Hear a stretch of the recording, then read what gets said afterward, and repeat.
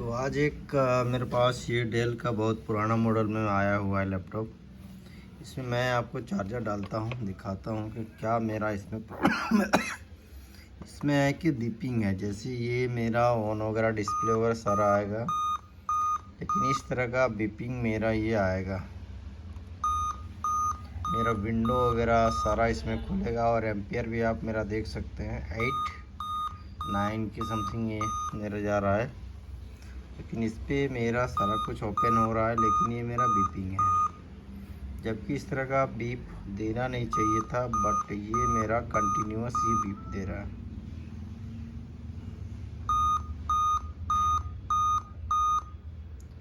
ये जहाँ तक मुझे तो लगता है ये आरटीसी सेक्शन का प्रॉब्लम हो सकता है। तो एक बार चलते हैं, बोर्ड को खोल के एक बार बाहर निकालते हैं और देखते हैं कि क्या मेरा इस पर प्रॉब्लम निकल के सामने पे आता है। अब इसी बोर्ड को निकाल लेते हैं। ये मेरा डेल वोस्ट्रो 2520 है। ये चलते हैं एक बार चेक कर लेते हैं। तो आरटीसी का मैं थोड़ा सा आपको मल्टीमीटर से थोड़ा दिखा दूँ चेक करके, उसके बाद फिर मैं बताऊंगा।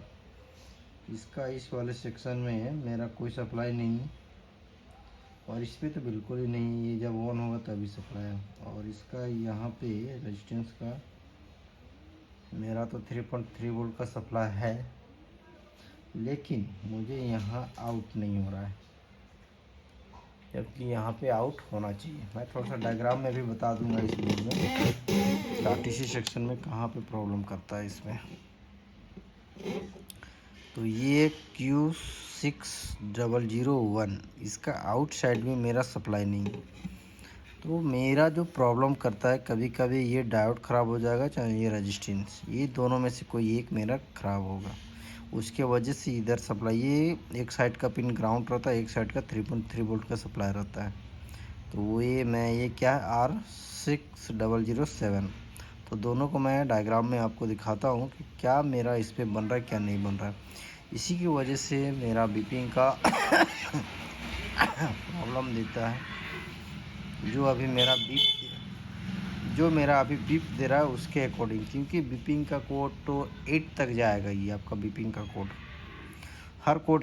हर कोड में अलग अलग चेंजेस रहता है, और हर कोड में अलग अलग जो बीपिंग का कोड है, और अलग अलग सप्लाई आपको मिलेगा। इसलिए आप हर चीज़ का अलग अलग सप्लाई के बारे में रहता है। ये इसमें आप कंफर्म बता नहीं सकते हैं कि मेरा इसी का इशू है या इसका प्रॉब्लम है। पहले तो मैं इसका सप्लाई वगैरह देख लेता हूँ, नहीं हुआ है, सप्लाई नहीं बना तो पहले मैं रजिस्टेंस को ही चेंज करके देखता हूँ। उसके बाद फिर मैं इसको पहले रजिस्टेंस चेंज करके देखेंगे, उसके बाद नहीं सप्लाई बना तो इसको चेंज करूँगा। तो पहले रजिस्टेंस को ही चेंज कर लेते हैं, फिर उसके बाद अगर बन जाता है तो मैं आपको पूरा डायग्राम में मैं अच्छे से इसके बारे में बताऊंगा आपको। थोड़ा पेस्ट लगा हुआ तो दिखाई दे रहा होगा, मैं इसे रजिस्टेंस को चेंज कर चुका हूँ।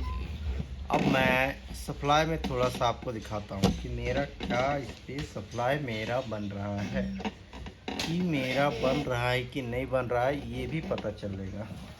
नहीं बनेगा तो उसे भी चेंज कर लेंगे, बन गया तो मेरे लिए बहुत अच्छी बात है। यस, ये मेरा सप्लाई 2.9 वोल्ट बन चुका है, और इसका जैक में भी बिल्कुल परफेक्ट, क्योंकि ये ग्राउंड कर देता है। ठीक है, अब मैं दोबारा इसे ऑन करूँगा और देखूँगा कि मेरा जो प्रॉब्लम है सॉल्यूशन हुआ कि नहीं हुआ। जैक वगैरह सारा कुछ डाल चुका हूँ। अब इसे ऑन कर लेते हैं और ऑन करके देखते हैं कि मेरा क्या इस पर कंडीशन है। मेरा ऑन हो गया, लाइट भी ग्लो, डिस्प्ले भी आ चुका है, लेकिन मेरा अब बीपिंग दे रहा है कि नहीं दे रहा है वो देखना है। लेकिन मेरा इस पर कोई बीपिंग, कोई साउंड नहीं, बिल्कुल परफेक्ट। और इसका पार्ट नंबर आप मेरा देख सकते हैं 11280-1, ये इसका पार्ट नंबर है। तो इसे एक एक करके तो देखने के बाद ही मुझे पता चला कि इसका ये चीज़ प्रॉब्लम है। पार्ट नंबर तो बिल्कुल क्लीन दिखाई पड़ रहा है और लाइट भी ग्लो कर रहा है, और विंडोज़ भी मेरा सही चल रहा है। और मैं एक बार इसका कीबोर्ड लगा के मैं थोड़ा सा इसको आगे की ओर बढ़ते हैं, और विंडो भी खोल के देख लेते हैं, कहीं ऐसा ना हो कि विंडो खुला और बीपिंग का साउंड स्टार्ट हो गया। तो ये भी प्रॉब्लम होता है, तो ऐसा नहीं होना चाहिए। बोस्ट्रो बिल्कुल सही। अब विंडो के लिए डाल दिए, बिल्कुल विंडो खुल रहा है। इसमें देखेंगे कि क्या इसका कंडीशन हो रहा है।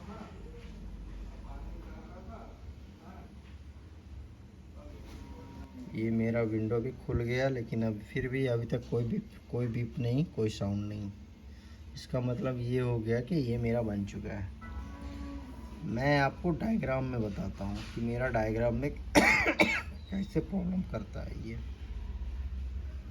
तो ये मेरा सर्किट निकल के सामने आ गया, और मुझे जो प्रॉब्लम निकल के सामने आया, इसका सप्लाई, अच्छा ये तो कहीं और कहीं जा रहा है, ये ठीक है, वो रेजिस्टेंस पे जाएगा। इस रेजिस्टेंस पे मुझे इस जगह पे 2.9 वोल्ट तो मुझे मिल ही रहा था, लेकिन यहाँ पे भी मुझे सेम वोल्टेज, यहाँ पे भी 2.9 वोल्ट मिलना चाहिए था, लेकिन यहाँ पे भी नहीं मिल रहा था। जबकि यहाँ पे मुझे मिल रहा था, बैटरी ऑलरेडी इस पे लगा हुआ था, लेकिन फिर भी सप्लाई नहीं मिला।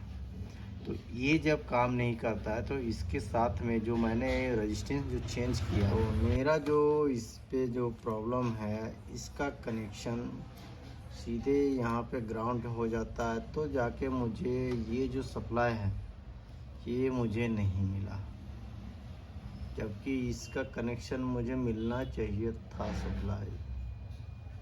तो ये आरटीसी जो पावर का होता है वो प्रॉब्लम कर रहा था मेरा। इस वजह से ये मैंने रेजिस्टेंस को चेंज किया। रेजिस्टेंस नंबर मैं आपको ऑलरेडी बता चुका, तो R6007।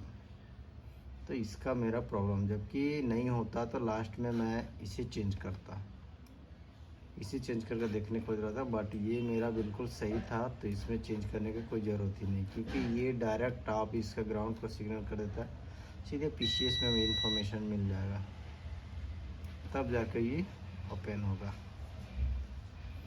तब जाके सारा ऑपरेट करेगा, फिर काम भी करेगा इस पर।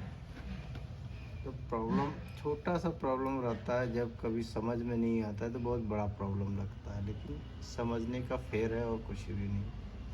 चलिए दोस्तों, थैंक यू। क्योंकि इसका जो कनेक्शन है उसके साथ में अटैच रहता है। आप इसको ऐसे भी डायरेक्ट लेके जा सकते हैं, या फिर इसको सर्च करेंगे तो ये घुमा के लेके जाएगा बहुत जगह, लेकिन डायरेक्टली आप समझ के रखिए कि इसका सप्लाई इसके साथ में डायरेक्ट अटैच हो जाता है, इसमें कोई दिक्कत नहीं है। चलिए दोस्तों, थैंक यू।